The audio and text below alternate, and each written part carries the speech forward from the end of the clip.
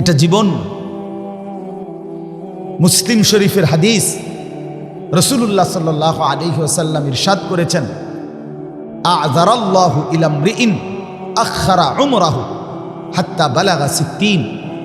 নবী সাল্লাল্লাহু আলাইহি ওয়াসাল্লাম বলেন, আল্লাহ তাআলা যাকে বয়স লম্বা করে 60 মানে 60 বছর পর্যন্ত পৌঁছিয়েছেন, কত? তবুও যে আল্লাহর নাফরমানি ছেড়ে জাহান্নাম থেকে মুক্তি নিতে পারে নাই, খোদার কসম নবী বলছে, হাসরের ময়দানে ওই বুড়া মানুষটা যদি জাহান্নাম থেকে গুনাহমুক্ত হয়ে দুনিয়ায় থাকতে আল্লাহর কাছ থেকে মাফ নিতে পারে নাই, জান্নাতের আমল করতে পারে নাই, তাহলে হাসরের ময়দানে দাঁড় করাইয়া এই বুড়া মানুষ আল্লাহর সামনে একটি শব্দ, একটি আপত্তি, একটি কথা বলার কোনো সুযোগ মিলবে না, দাঁড় করাইয়াই ফিরাল। হ্যাঁ, সাফ দাঁড় করাইয়াই ফিরে দিবেন, ফিট করে 60 বছর, তবুও সাদওয়ানে বৈশা রাক্ষসের মতো চোখ বড় বড় করে বেডির নাচ চাইত।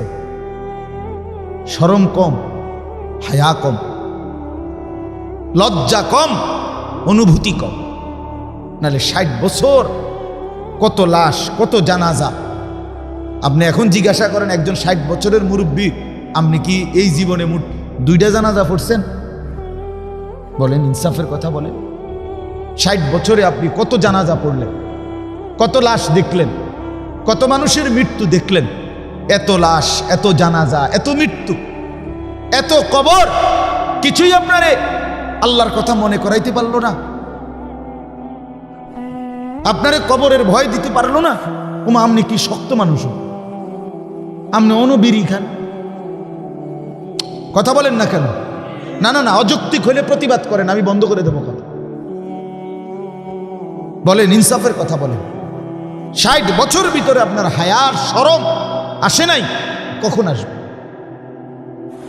কখন আসবে? আপনি এখনো কেমনে সুদের টাকা গণেন, এখনো কেমনে আপনি কিস্তির টাকা গণেন, এখনো কেমনে আপনি চা দোকানে টেলিভিশনের নাচ গান দেখেন? আপনি মরবেন না? আলাম ইয়ানি লিল্লাযীনা আমানু আন তাখশা কুলুবুহুম লিযিকরিল্লাহ। আল্লাহ তাআলা কোরআনে বলেন, আমার মুমিন বান্দা, আমি আল্লাহর স্মরণ, আমার জিকির, আমার বন্দিগির জন্য তোমার মনটা, দিলটা নরম করবার সময় আজও কি আসেনি? আজও হয়নি? আলাম ইয়ানি, এই বান্দা, আজও হয়নি? মরবা না তাইলে? কবরের কথা তাইলে আর মনে পড়বে না? আল্লাহর স্মরণ তাইলে আর আসবে না? গুনাহ আর ছাড়বা না তাইলে? বলে, আল্লাহ জিজ্ঞেস করছে, ইকতারাবা লিন্নাসি হিসাবুহুম ওয়া হুম ফি গাফলাতিন মুরিদুন। আল্লাহ তাআলা বলে, মানুষ, আরে তোমাদের হিসাবের সময় একদম কাছায় গেছে, অথচ তোমরা এখনো আল্লাহ থেকে গাফেল হয়ে বিমুখ হয়ে আছো। আহা কি করছো, আহা কি করছো? আল্লাহ তাআলা বলেন, ইয়ালামুনা যাহিরাম মিনাল হায়াতিদ দুনিয়া ওয়া হুম আনিল আখিরাতি হুম গাফিলুন। আল্লাহ বলে, আহা, আমার বান্দাগুলোকে দেখছি, তারা দুনিয়ার জীবনের বাহ্যিক দিক, মাটির উপরের এই দুনিয়ার হায়াত, এটা তো খুব বুঝতেছে, কিন্তু আখিরাতের ব্যাপারে একদম গাফেল হয়ে আছে। পান, বিড়ি, সিগারেট, ভাত, মাছ, চাল, ডাল, ইট, বালু, সিমেন্ট, রড, হ্যাঁ, স্ত্রী, ছেলে, মেয়ে, দলিল, খতিয়ান, বিএস, সিএস, আরএস, কাজ্জা, ক্যারাঙ্গাল, মারামারি, ফিডাফিডি, কন্যাকন্যি, কেমনে কারে লাগাই দিতে পারবো সব বোঝে। এবারে যখনই কইবেন সূরা কেরাত তো আপনার অশুদ্ধ, অজু নামাজ তো সুন্দর মতো হয় না চাচা, এটি কদ্দুর ঠিক করবেন না? ওনার এই বয়স নাই, ওই আর লাভ নাই, গেছে গা, বয়স গেছে গা। ছোট থাকতেই ভুল করে লাইছি, হে সময় শিখছি না। আব্বা কইছিল আমারে, আমি শিখছি না। সংসার বড় আসিল, কামে লাগাইয়া দিছে, হে সময় কি আর বুঝিনি? সিহন কথা ফাঁকনা আলাপ, আমরা রঙের আলাপ করে। আখেরাতের কথা কইলে তামসার কথা, ফাইজলামি কথা, রং রসের কথা বলে না। দুনিয়া বুঝতেন কইলে দুনিয়া বুঝেননি, দুনিয়া সব বুঝে। 90 বছর আমনে গিয়া কানের কাছে কইবেন যে ফুপ দিগের বাড়ির লগে দিয়া 10 শতক ছাইড়া দিলাম বলে লইবেননি। ও মা কি তো এটা লোন লেগেই তো মরতে আসি না, তার আগেই মরে নিলাম। বহুত দিন ধরেই তো কথাবার্তা শুনতে আসি এই 10 শতক বেচবা, তুমিও বেচো না আমিও মরি না। এটা বুঝেও না, কথা বলেন না কেন? এটা বুঝ, সব বুঝে, দুনিয়া সব বুঝে, আখেরাত কিছুই বুঝে না, পরকাল বুঝতে চায় না। আহসিবান নাসু আন ইউতরাকু আন ইয়াকুলু আমান্না ওয়া হুম লা ইফতানুন। রব্বুল আলামিন বলে, মানুষ তুমি কি এই ভেবেছ তুমি শুধু জবানে বলবে আমি মুমিন, আমি মুসলমান, আর এতেই আমি আল্লাহ কোন রকম পরীক্ষা না নিয়ে তোমাকে ছেড়ে দেব? এটাই কি ভেবেছ? ওয়ালাকাদ ফাতান্নাল্লাযীনা মিন ক্বাবলিহিম। রব্বুল আলামিন বলে, বান্দা ইতিপূর্বে যত লোক ঈমানের দাবি করেছিল, পূর্ববর্তী সব জমানায় যত নবীর উপরে যত লোক ঈমান এনেছিল, আমি রব্বুল আলামিন প্রত্যেককেই তো পরীক্ষা নিয়েছিলাম, কাউকে তো পরীক্ষা ছাড়া ছেড়ে দেই নাই। তোমারে কেন এমনে এমনে ছেড়ে দেব? কেন ছেড়ে দেব? আম হাসিবিতুম আন তাদখুলুল জান্নাহ ওয়ালাম্মা ইয়ালামিল্লাহুল্লাযীনা জাহাদু মিনকুম ওয়া ইয়ালামাস সাবিরিন। রব্বুল আলামিন বলে, বান্দা তোমরা কি ভেবেছো এমনিতেই জান্নাতে ঢুকে যাবা? অথচ আমি আল্লাহ তো এখনো দেখলাম না তোমরা কারা কারা ঈমানের দাবিতে আমি আল্লাহর রাস্তায় জিহাদ ফি সাবিলিল্লাহ, আল্লাহর রাস্তায় জীবন বাজি রেখে যুদ্ধ করার জন্য কে কে প্রস্তুতি নিয়েছো, এটাই তো দেখলাম না। ওয়া ইয়ালামাস সাবিরিন, গুনাহ থেকে মুক্ত থেকে ধৈর্য আর হিম্মতের সাথে আল্লাহর নাফরমানি থেকে মুক্ত হবার সিদ্ধান্ত চেষ্টা ফিকির কে কে করছো, এটাই তো এখনো দেখলাম না। এর আগে কেমনে এমনে এমনে বেহেশতে চলে যাবা? কিতা ঘটনা, কিতা বান্দা, কি ভেবেছ? এই যে সবগুলো কোরআনের আয়াত।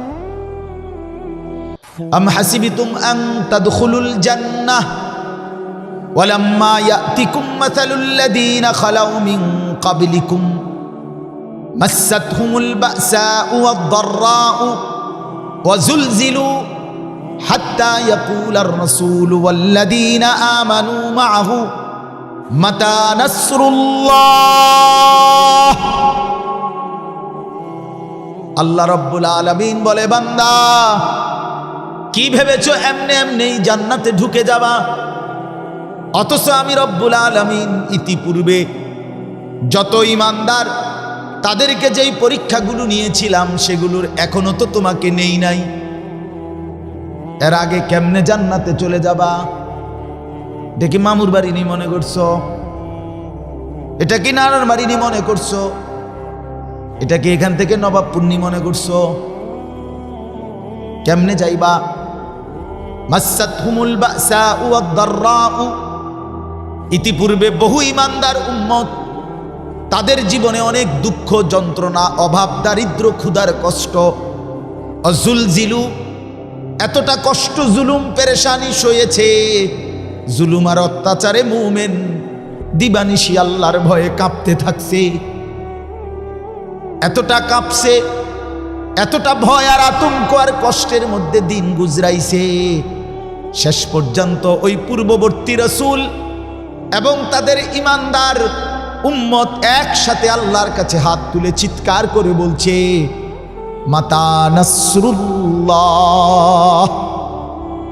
আল্লাহ আর কত কষ্ট সইলে আর কত যন্ত্রণা সইলে আপনার সাহায্য আসবে?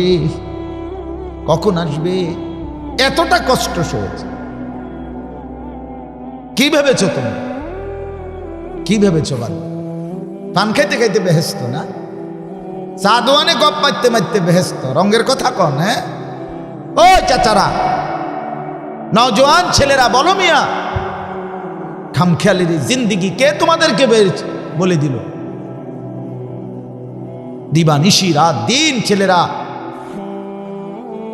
দুই আঙ্গুলে মোবাইল অনবরত টিপতেছ, নাচ গান নর্তকীর ছবি, জিনা ব্যভিচার, বন্ধুদের আড্ডা, রং তামাশা, ফুর্তি।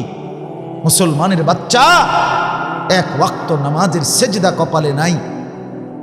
খোদার 365 দিনে কোনো দিন ফজরের নামাজ পড়ো নাই। সারাদিনে একবারও পেশাব করে পানি নাও না, টয়লেট পেপার ব্যবহার করো না। এত বড় জন্তু জানোয়ার, এত বড় নিকৃষ্ট হাইওয়ান মুসলমানের বাচ্চা কেমনে হয় বেটা? হ্যাঁ, কার মতো চুল, কার মতো হাসত, কার মতো কথা বলছে? এই ফ্যাশন কোত্থেকে নিলা? কার থেকে নিলা? এই ছেলে, তোমাদের যাদের চুল এই বেঈমানের মতো, এ তো ইহুদিদের চুল, তো বেঈমানের চুল বেটা। তোর বাপকে বেটা, তুই ফুটবল খেলোয়াড়ের সন্তান বেটা, তুই ক্রিকেট খেলোয়াড়ের সন্তান বেটা, তুই নর্তকীর ঘরে বড় হয়েছ বেটা। সিনেমার নর্তকী পছন্দ হইল, মোবাইলের উলঙ্গ নর্তকী পছন্দ হইল, এটা তুমি তো নর্তকীর ছেলে না, তুমি তো এক পবিত্র মুসলমান মায়ের দুধ খাইছো 2টা বছর। তোমারও তো একটা ইমানদার বাবা বড় করছে মিয়া। আপনাদের চোখের সামনে আপনাদের ছেলেরা এক ওয়াক্ত নামাজ পড়ে না। আরে কিসের সংসার আপনাদের মিয়া? কিসের সংসার? এই বাবারা বলেন মিয়া, আমি একবারের জন্য আসছি, আর কখনো আসবো না, এই নিয়ত করে আসি। যদি তকদিরে থাকে তো আসলাম, কিন্তু নিয়ত করি একবারে। বলেন মিয়া, কিসের সংসার আপনার? ছেলেটা আপনার ঘরে, আপনি জীবিত, বাবা জীবিত, মা জীবিত, মুসলমান মা বাপ জীবিত থাকার পরে খোদার 365 দিনে আপনার 16 বছরের, 14 বছরের, 18 বছরের ছেলে মেয়ে কোনোদিন একটা বছরে ফজরের নামাজ পড়লো না। এত বড় জানোয়ার আপনার ঘরে কেমনে ঘুমায়? কেমনে ঘুমায় আপনার ঘরে? আপনি মুসলমান না? আপনি মরতেন না? আপনি কি সংসার করে দিয়ে গেছে? সোফা, সোফারে সংসার কর, খাট পালং, ইট বালু সিমেন্ট আর টাইলস, এটিরই কয় সংসার। কথা কন না কেন? চাচারা বলেন সংসার এগুলোরে বলে তো?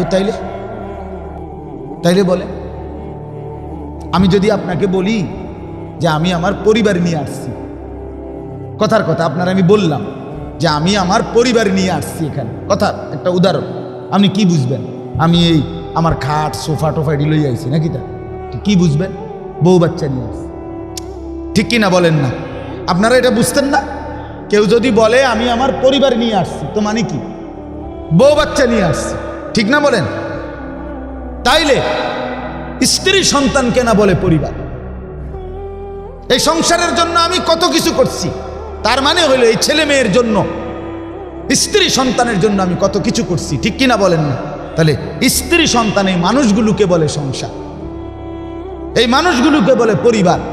তাইলে এরা যদি নামাজ না পড়ে, এই বিবি যদি পর্দা না করে, 16 বছরের মেয়েটা যদি পর্দা না করে, এটা যদি মুসলমানের বাচ্চা হওয়ার পরও একদিনও একবারও পেশাব করে পানি নেয় না, আরে এটা তো কুত্তার স্বভাব, এটা তো কুত্তার স্বভাব বেটা, এটা তো সুস্থ মানুষের স্বভাব না, এটা তো জানোয়ারের স্বভাব। পেশাব করে পানি নেয় না, টয়লেট পেপার ব্যবহার করে না, তাহলে আপনার এটা কি সংসার করলেন? কোন আপনার সার্থকতা কি? আপনার জীবনের সফলতা কি? আপনার জীবনের কামিয়াবি কি? কি নিয়ে কবরে রওনা দিছেন? আজকে 20 বছর ধরে ঘরে রঙিন টেলিভিশন চলতেছে 20টা বছর ধরে, 10টা বছর ধরে আমনের ঘরে আমনের বেডি, আমনের ছেলে মেয়ে, নায়নাতকুর, নাতি নাতনি মিলে প্রতিদিন আমনের ঘরে রঙিন টেলিভিশনে নাচ গান, নর্তকীর ছবি, জিনা ব্যভিচারের দৃশ্য, হিন্দি সিরিয়াল দেখে প্রতিদিন। আমনে কোনো প্রতিবাদ নাই, কোনো আহাজারি নাই, কোনো বাধা নাই। বাহ, আপনি মেনে নিছেন, আপনি স্বীকৃতি দিছেন। আপনার টাকা দিয়েই বিদ্যুৎ বিল দেয়, আমনের টাকা দিয়ে ডিশের বিল দেয়, আমনের টাকা দিয়ে এমবি ঢুকায়, মোবাইলে টাকা ঢুকায়, এরপরে বেডি শ্রম চায়। আমনের ঘরে শুইয়া পাশের রুমে পইরা রাতের বেলা সারা রাত আপনার ফুতে উলঙ্গ ছবি দেখে, আমনের মাইয়া আরেক ফুলার লগে কথা কয়। আপনার জিন্দিগি কি বলে? খোদার কসম, আমার একটা হাদিস শুনেন আমার নবীর। আল্লাহর নবী সাল্লাল্লাহু আলাইহি সাল্লাম বলেন, সালাসাতুন হারামাল্লাহু আলাইহিমুল জান্নাহ, 3 শ্রেণীর ব্যক্তির জন্য, 3 ধরনের ব্যক্তির জন্য জান্নাত হারাম। কি হারাম বলেন না? কি হারাম? জান্নাত হারাম। 1, মুদমিনু খামরি, নবীজি বলেন মদখোর, মদ যে খায়, নেশাখোর, মদখোর, গাঁজাখোর, ফুট্টাখোর, বাবাখোর, ডাইলখোর, এই হারামের জন্য জান্নাত হারাম। 2 নম্বর, আকুল ওয়ালিদাইন, পিতা মাতার অবাধ্য, মা বাবার যে নাফরমান সন্তান, যে মা বাপকে কষ্ট দিছে, কষ্ট দিচ্ছে, এই অসভ্যের জন্য জান্নাত হারাম। 3 নম্বর, সবাই শুনেন মিয়া, দাইয়ুস, নবীজি বলেন দাইয়ুসের জন্য জান্নাত হারাম। কার জন্য? এ দাইয়ুস কাকে বলে? নবীজি নিজে বলছেন এই হাদিসে, দাইয়ুস আল্লাযী ইউকিররু আহলাহু আল খুবুসা। নবীজি বলেন এবং ওই দাইয়ুসের জন্য জান্নাত হারাম, যে তার পরিবারের জন্য, আহলাহু মানে পরিবার, স্ত্রী সন্তান, যে তার পরিবারের জন্য নাপাকি, নাজায়েজ, হারাম, অশ্লীলতা, গুনাহ, বেহায়াপনাকে মেনে নিচ্ছে, স্বীকৃতি দিচ্ছে। খোদার কসম, তাকে দাইয়ুস বলে, তার জন্য জান্নাত হারাম। হ্যাঁ, আমনের ঘরে যে রঙিন টেলিভিশন চায়, আমনের বউ বাচ্চা যে নাচ গান নর্তকীর ছবি দেখে, আপনি এটা মেনে নিছেন, আপনি মেনে নিছেন, আপনার টেহা দিয়েই বিল দেন। আমি টের পাইছি একদিন, পরে আমি হেঁটে যখন একদিন কিল্লেকে বাইরেই গেছে, আস্তে এটা বাইশের তলের থেকে নিয়া একবার বাইঙ্গা গুড়া গুড়া পাউডার বানাই দিয়েছে, গুড়া গুড়া করেছে। কইরা হেতে আইসে আর তারা কইছে, কইছে ইনি কিন্তু বাইরে হালাই দিয়ে, তারে দায়িত্ব দিছে। বুঝুন না কথাটা? এই যে গুড়া গুড়া এডি কইছে, কইছে ইনি কিন্তু বাইরে হালাই দিয়া, তে তুই দেখে বুঝি এটা কি জিনিস। আমাকে হিম্মত করতে হবে আমার স্ত্রী সন্তানের চরিত্রের কাছে, আমার বউ বাচ্চার ইমান আমল নামাজের মধ্যে, তাদেরও জান্নাত আমারও জান্নাত। ফ্যাস হইল এনে, কথাটা বুঝছেন না? আপনি এটা না হইলে নাহলে আপনি ছেড়ে দিতেন, তার ফিসা দিয়ে ফিরতো কোয়ালে, কিন্তু এখানে তো ছেড়ে দিলে হইতো না। সমস্যাটা তো এখানে, এটা তো অন্য মানুষ না, গ্রামের মানুষ, এলাকার মানুষ, দেশের মানুষ। আচ্ছা ঠিক আছে ভাই, আমি বলছি, শুনে নাই, পাত্তা দেয় নাই, ঠিক আছে, কিন্তু স্ত্রী সন্তান এমন না। স্ত্রী সন্তানের ব্যাপারে প্রত্যেক অভিভাবক মাসউল, হাসরের ময়দানে জিজ্ঞাসিত হবে। এটা জরুরি। আমি এই জন্য প্রত্যেক প্রায় দিনে বলি, আপনার স্ত্রীর নামাজ, এটার মধ্যে তারও জান্নাত, আপনারও জান্নাত। আপনার স্ত্রীর পর্দা, মেয়ের পর্দা, এটার মধ্যে ওই বেটিরও জান্নাত, আমনেরও জান্নাত। আপনার ছেলেটার 5 ওয়াক্ত নামাজ, খোদার কসম, এটার মধ্যে তারও জান্নাত, আপনারও জান্নাত। ওই ছেলে, ওই ওই বেটা, কথা শোনো বেটা, থো বেটা, এটা বেটা, আহাম্মক কোথাকার। চলেন, অতএব হাল ছেড়ে দিলে তো হালে ছেড়ে দিলে, হেরে গেলে তো হেরেই গেলে, ব্যর্থ হইলে তো ব্যর্থ, ব্যর্থতা তো সহজ।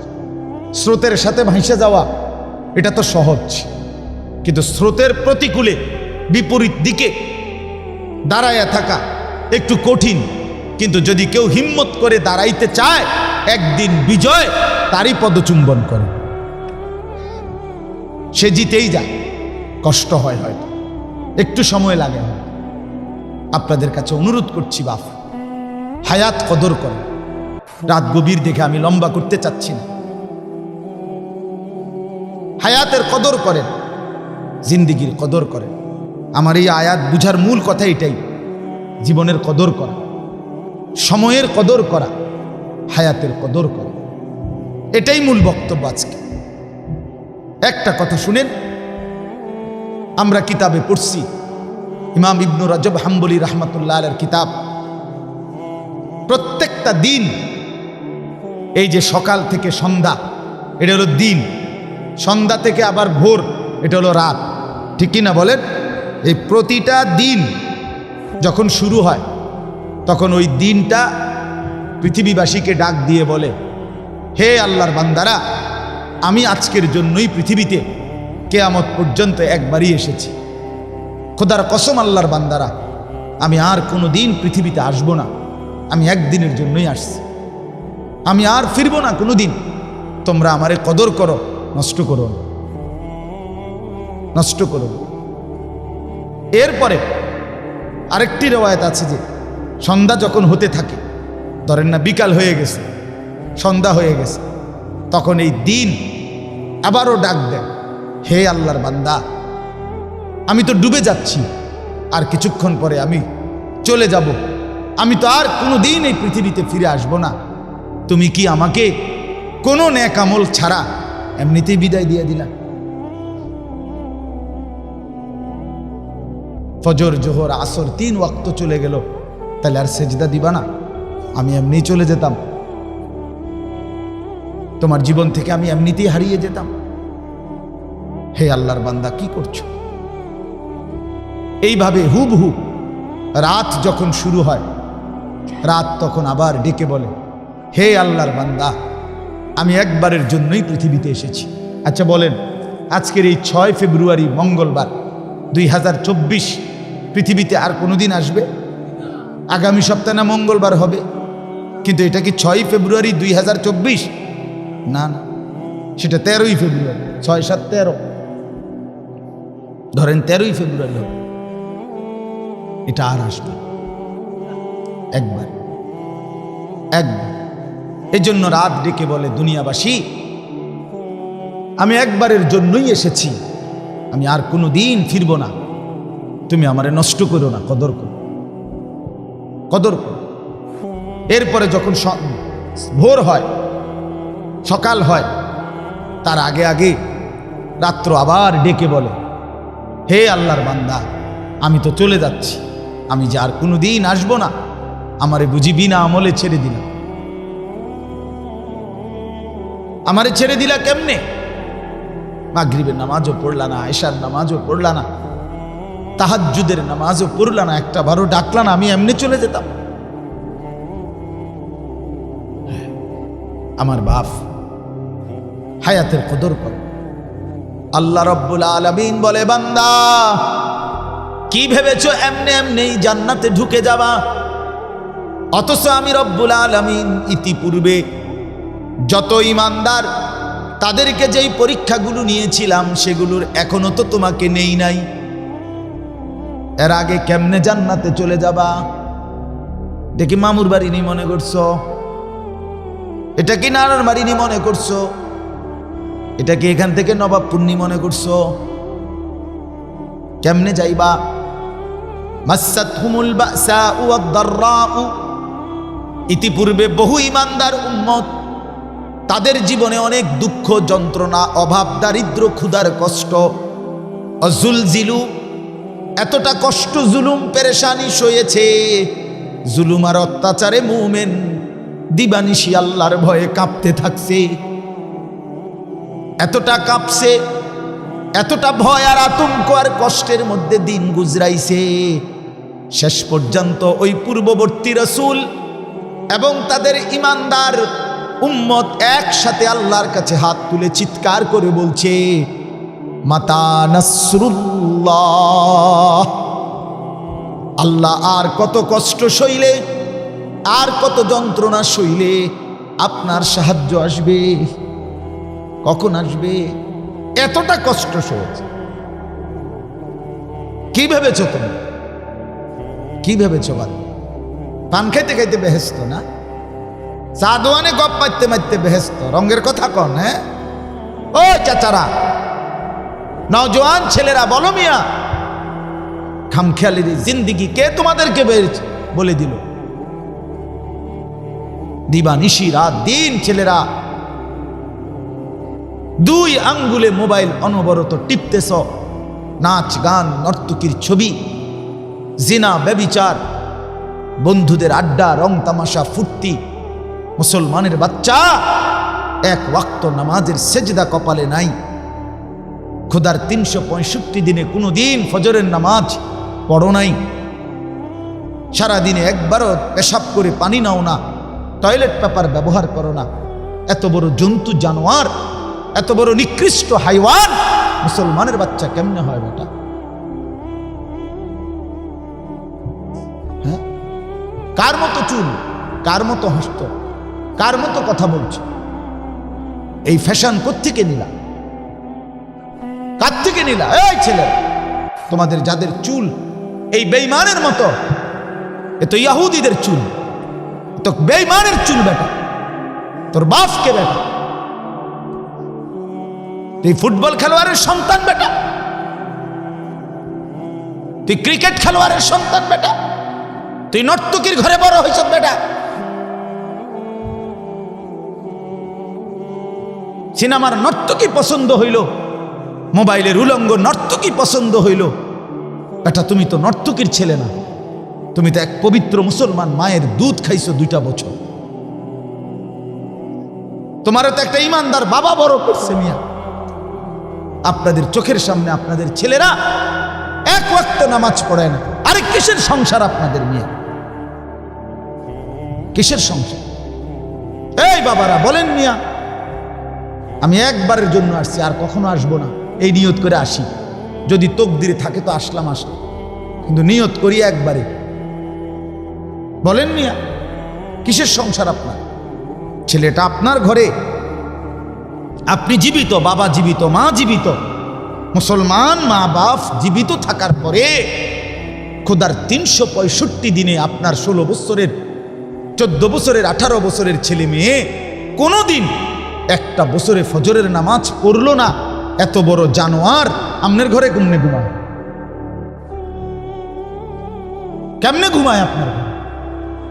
আপনি মুসলমান না? আপনি মরতেন না? আপনি কি সংসার করে দিয়ে গেছে? সোফা, সোফারে সংসার কর, খাট পালং, ইট বালু সিমেন্ট আর টাইলস, এটিরই কয় সংসার। কথা কন না কেন? চাচারা বলেন সংসার এগুলোরে বলে?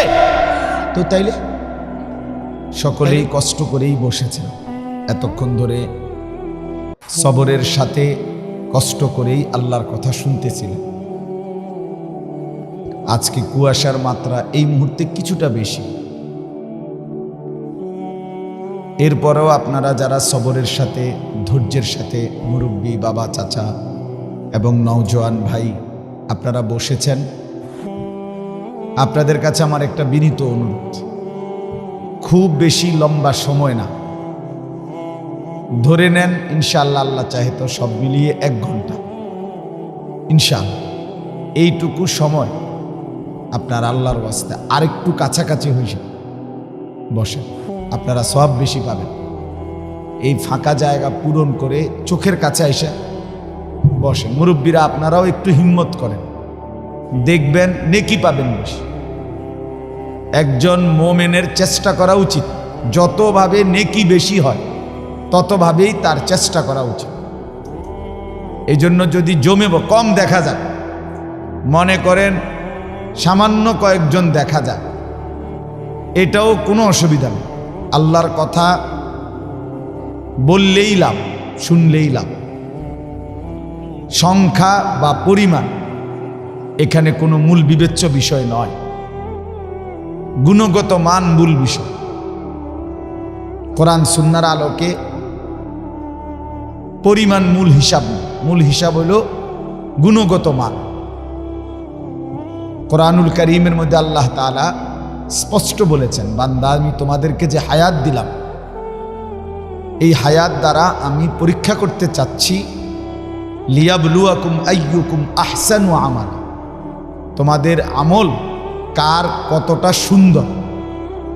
এই তাহলে সৌন্দর্য, আমলের সৌন্দর্যটা পরীক্ষা করছি, আমলের সংখ্যা না, বরং গুণগত মান, সৌন্দর্য, এটা মূল বিবেচ্য বিষয়। এই জন্য দয়া করে এই বসাটা, এটার মধ্যেও একটা আদব আছে, সৌন্দর্য আছে। রাসূলুল্লাহ সাল্লাল্লাহু আলাইহি ওয়াসাল্লাম স্পষ্ট হাদিসে বলছেন, বুখারীর হাদিস, মান রাআ ফুরজাতান ফাজালাসা ফিহা ফাকাদ আওয়া ইলাল্লাহ, যে ব্যক্তি কোনো দ্বীনি মজলিসে ফাঁকা জায়গা দেখল, অতঃপর তা পূরণ করে বসলো, সে যেন আল্লাহ তাআলার ঠিকানায় পৌঁছে গেল। তাহলে কত বড় সৌভাগ্য। ওই পাশের ভাইরা কথাটা বুঝলেন না, চশমাওয়ালা ভাই আপনি আসেন আগায়া।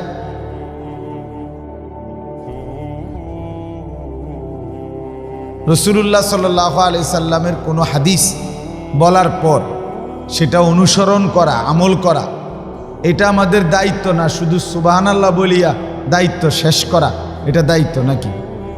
কথা বলেন না।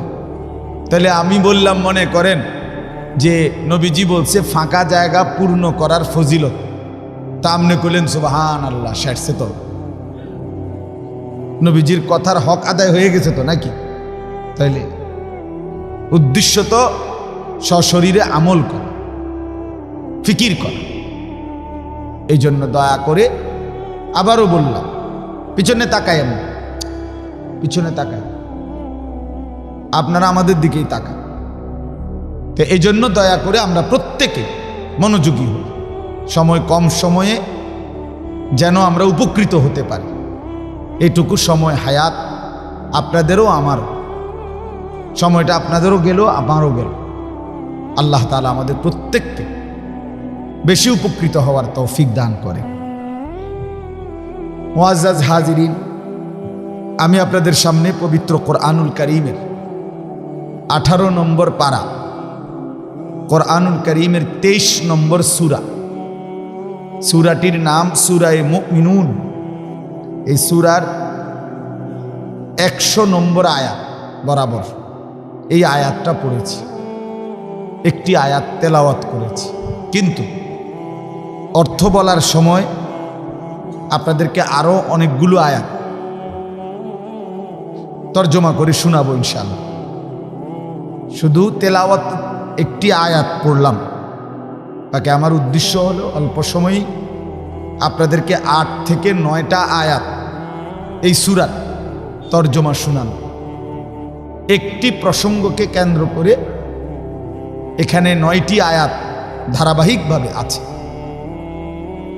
আশা করি আমরা ইনশাআল্লাহ কোরআনুল কারীমের এই কথা থেকে আমারও উপকার হবে, আপনাদেরও উপকার হবে।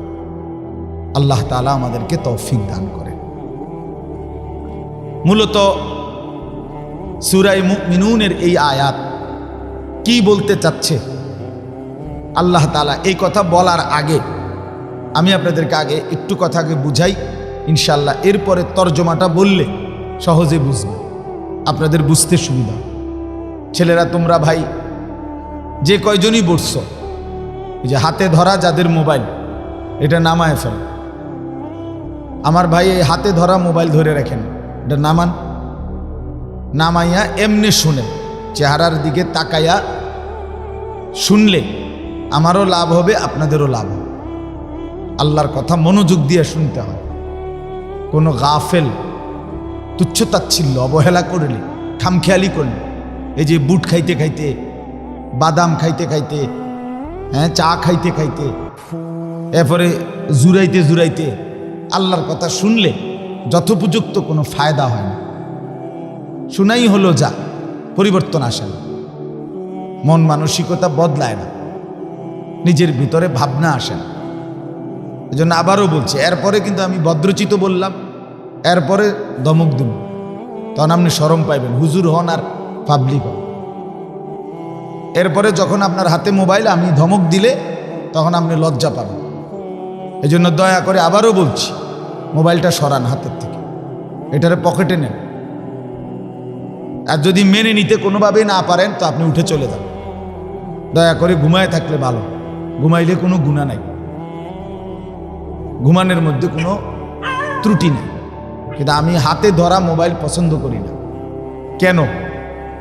কারণ হলো এই হাতে ধরে রাখলে, যতক্ষণ ধরে রাখে ততক্ষণ তার ফিকির থাকে এই মোবাইলের ভিতরে, যে এইটার মধ্যে ঠিক মতো উঠতেছে কিনা। তো এইটার মধ্যে খুব সুন্দর করে উঠছে, ঠিক আছে। এরম যদি 50,000 ওয়াজও মোবাইলে চমৎকার ওঠে, তো হাসরের ময়দানে এই মোবাইলটা ওয়াজ গুরু সহ ফেরেশতার কাছে জমা দিলেই তো বেহেশত, ঠিক না? বলেন, ইনসাফের কথা বলেন। ফেরেশতা কি মোবাইল জমা নিবে নাকি? তো তাইলে আমার জিন্দিগির হালাত কি? আমার পরিবর্তন কোথায়? আমার ভিতরের অবস্থার কোনো বদলাইল কিনা, এটা দরকার। এজন্য যদি কেউ মনোযোগ দিয়ে শুনে, 3টা জিনিসে মানুষের খুব পরিবর্তন হয়, মনে রাখবেন। 1 হলো চোখের নজর, 2 হলো হাতের স্পর্শ, 3 হলো অন্তরের হৃদয়ের ধড়পড়। অন্তরে আল্লাহর মহব্বত মারেফাতের আগুন জ্বলে। তো কোনো হক্কানি রব্বানি মুত্তাকি আলেম আল্লাহওয়ালা বুজুর্গ এরকম কেরো চোখের দৃষ্টি, হাতের স্পর্শ। ওই ভাই জলদি করেন ভাই, আপনি এত পরে আসলেন কেন? হাতের স্পর্শ, এরপরে অন্তরের ধড়পড়, হৃদয়ের একটা নড়াচড়া আছে, অন্তরে একটা ধড়পড় আছে, ধারকান, হৃদ স্পন্দন। এইটা যখন চলতে থাকে, হার্টবিট, তো কোনো নেককার আল্লাহওয়ালা, কোনো মুত্তাকি ফরহেজগার বুজুর্গ আলেম, ওনার চোখের নজর যখন কারো উপরে পড়ে তার জিন্দিগি বদলায়। ওনার হাতের স্পর্শ, মুছে দিছে, ছুঁয়ে দিছে, দোয়া করে দিছে, এরকম যদি হাতের স্পর্শ লাগে তার জিন্দিগি বদলায়। আর ওনার কাছে যখন বসে তখন ওনার হৃদয়ের যে ধড়পড়, আল্লাহর মহব্বত আর মারেফত যে ভিতরে আছে, এটার কাছে বসলে আল্লাহর কুদরতে ওই ব্যক্তির অন্তরেও আল্লাহর মহব্বত ট্রান্সফার হয়। এজন্য পরিবর্তনের জন্য এটা জরুরি, এটা জরুরি। গল্প শুনে, কাহিনী শুনে কিংবা শুধু মোবাইল দেখে দেখে পরিবর্তনের সম্ভাবনা খুবই কম। জীবন্ত সাহচর্য, সংস্পর্শ, এটা লাগবে, সান্নিধ্য। এজন্য সবসময় মনে রাখবে, আমি প্রতিদিন বলি, কম লোক হোক বেশি লোক হোক, আমার এটা নিয়ে কোনো মাথা ব্যথা নেই, কোনো মাথা ব্যথা নেই। একজনের কাছে বললেও আল্লাহর কথা, 1 কোটি মানুষের কাছে বললেও আল্লাহর কথা। আর আল্লাহ গ্রহণ করলে একজনের কাছে বললেও লাভ, আল্লাহ গ্রহণ না করলে 1 লক্ষ মানুষের কাছে বললেও কোনো লাভ নাই। 1 লক্ষ মানুষ সম্মান করে আমারে আলগি দিয়া সান্দিনা নিয়ে দিয়ে আইল, আল্লাহ তাআলা বললেন আমি নিলাম না। হ্যাঁ, তখন কি আর কোনো 2 পয়সার মূল্য আছে কোনো? কাজে এখানে সংখ্যা কোনো বিষয় নয়, সংখ্যা কোনো মূল আলোচনা। আল্লাহ গ্রহণ করলেন কিনা এটা দেখার বিষয়। এজন্য পরিবর্তনের জন্য সবসময় মনে রাখবেন, আমি প্রত্যেক দিন বলি, এই যে সমস্ত মুরব্বী, সাফ কথা, রাগ হবেন না, মাঝ বয়সী মুরব্বী যারা জুমার নামাজের দিন ইমাম সাহেব বয়ান করে, উনি 30 বছর ধরে প্রথম কাতারে নামাজ পড়ে, কিন্তু গিয়া বইয়াই জুরানি শুরু করে। যতক্ষণ হুজুর ওয়াজ করে এবড়া ততক্ষণ জুরায়। এই লোক, এই বুড়া মিয়ার জীবনে পরিবর্তন হয় না, এবড়া অনবিরিয়ে খায়। আপনি কি গিয়া দেখেন, উনি অনর সাদওয়ানে বইয়া টেলিভিশনে নাচ গান নর্তকীর ছবি দেখে। এখনো কথা কইতে লাগলে আক করলেই গাইলা, এখনো সুদের টাকা, কিস্তির টাকা, এই অসভ্য নিকৃষ্ট টাকা, হারাম টাকা প্রতি উনার এখনো ঘৃণা জন্মায় না।